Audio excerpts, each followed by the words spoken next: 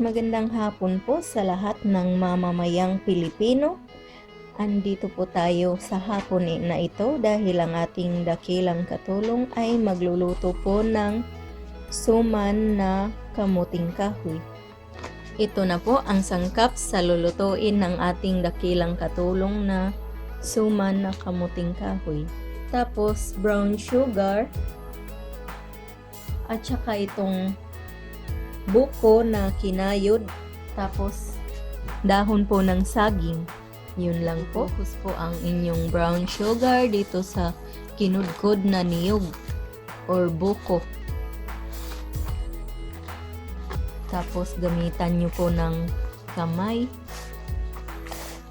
Naka-gloves naman po itong ating dakilang katulong. So, pwede nyo pong hahalo-haloin gamit po ang kamay.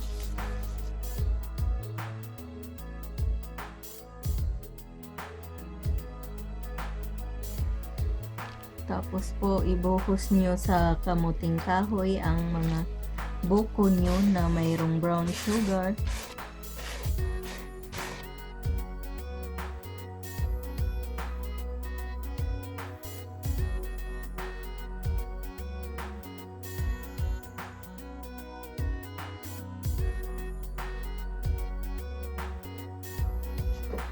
Mga mamamayang, ayan na po ang ating steamer. Lagyan nyo po ng tubig para po ito'y initin habang binabalot natin ang ating suman.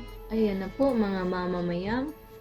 Umpisahan na po natin ang pagbabalot ng ating suman.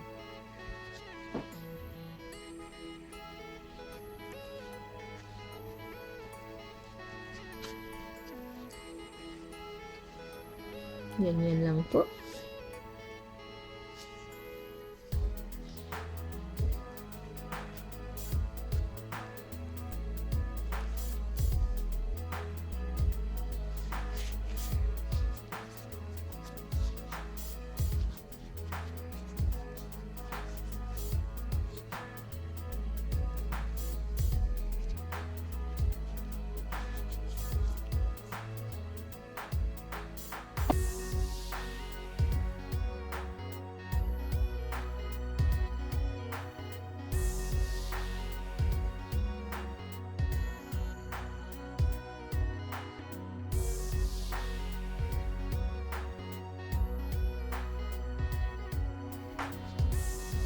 Ready na po ito, mga 40 minutes natin na isa lang sa apoy. Ayan na po mga mamamayang. Inilagay na po natin sa ating stove ang ating steamer. Mga 40 minutes po ito, tapos maluluto na. Heto na po mga mamamayang ang ating kamuting kahoy na suman. Luto na po ito. Ayan na po.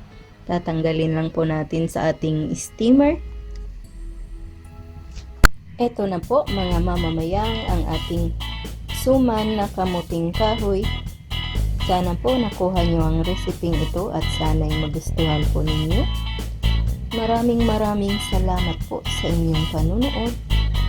Ito po ang inyong Ate Mayang na nagsasabing mabuhay!